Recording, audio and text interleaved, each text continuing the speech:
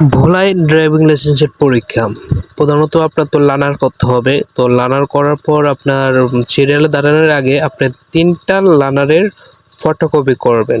তো 3টা ফটোকপি করার পর আপনার তারপরে দাঁড়াতে হবে লাইনে। তো লাইনে দাঁড়ানোর পরে আপনার এই অপেক্ষা করতে হবে, কারণ আপনার ফিঙ্গার, তারপর প্র্যাকটিক্যাল, তারপর ভাই তো 3টা পরীক্ষাতে 3 রকম লাইনে দাঁড়াতে হবে।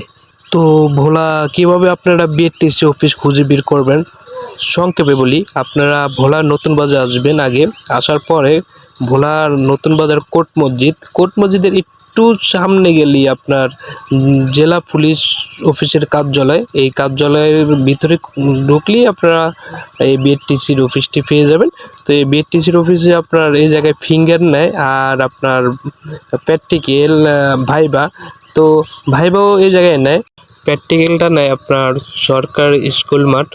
আর এই জায়গায় আপনার ফিঙ্গারটা দিতে হবে। তো এই ফিঙ্গার দেওয়ার পরেই আপনার ভাইবা নিবে পুলিশ একজন থাকবে, ম্যাজিস্ট্রেট একজন থাকবে। আর এই যে প্র্যাকটিক্যালটা আপনার সরকারি স্কুল মাঠে নেয়।